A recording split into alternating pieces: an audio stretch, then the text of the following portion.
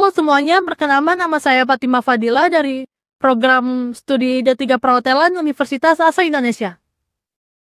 Halo teman-teman, perkenalkan nama saya Ilham Naya, saya dari D3 Perhotelan.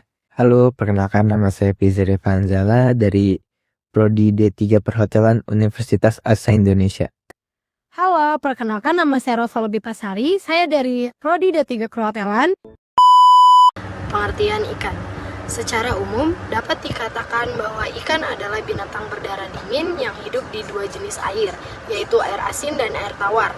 Secara pengetahuan, ikan merupakan bahan makanan yang memiliki protein tinggi dan mudah diolah. Selain rasanya yang gurih, ikan juga bisa diolah dengan berbagai macam bumbu dan jenis makanan. Ada beberapa kandungan dalam ikan. Yang pertama ada protein, yang kedua ada lemak, yang ketiga vitamin A dan D, yang keempat mineral.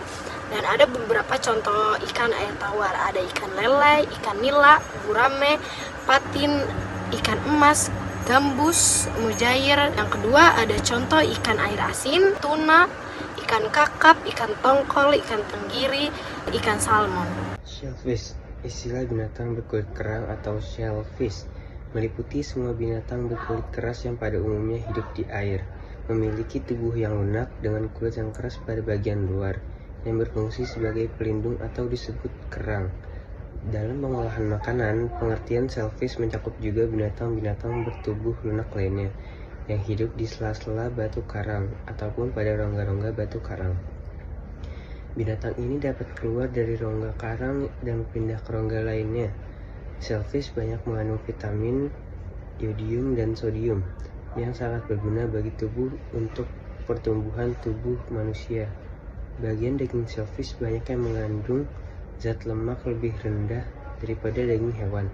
Serat daging dari shellfish lebih keras daripada daging hewan, sehingga perlu ditambah asam sebelum dimasak. Hasilnya lebih empuk, meskipun sebagian besar jenis kerang yang dipanen dari lingkungan air asin, namun ada beberapa jenis yang hanya ditemukan di air tawar. Contoh-contoh shellfish yaitu scallop, kepiting, lobster, udang, kerang hijau, kerang abalon, bulu babi, blue crab, oyster. Cara pengolahan ikan yang baik dan benar. Yang pertama adalah dikukus atau direbus. Dengan pengolahan menggunakan air seperti ini dapat membuat kandungan nutrisi yang ada di dalam ikan tersebut tetap terjaga. Yang kedua ada dipanggang atau dibakar. Dengan menghindari proses pengolahan menggunakan minyak dapat membuat ikan lebih terjaga gizinya. Yang ketiga adalah mengurangi minyak dalam proses penggorengan. Dengan mengurangi minyak dalam proses penggorengan dapat membuat nutrisi ikan tidak terlalu hilang dan tetap terjaga gizinya. Yang keempat adalah menjaga kebersihan dan mencari bahan yang segar. Dengan menjaga kebersihan sebelum melakukan proses pengolahan ikan dapat membuat proses pengolahannya menjadi lebih sehat dan kandungan gizi dalam ikan tidak terkontaminasi. Yang selanjutnya mencari bahan yang segar. Dengan mencari bahan yang segar sebelum melakukan pengolahan dapat membuat bahan tersebut aman untuk dikonsumsi. Potensi ekonomi, yang dimana sektor perikanan memberikan kontribusi besar terhadap ekonomi nasional, terutama di negara kepulauan seperti Indonesia, negara kita sendiri. Selain itu, budidaya ikan dan kerang-kerangan atau aquaculture berkembang pesat sebagai solusi atas overfishing di laut lepas.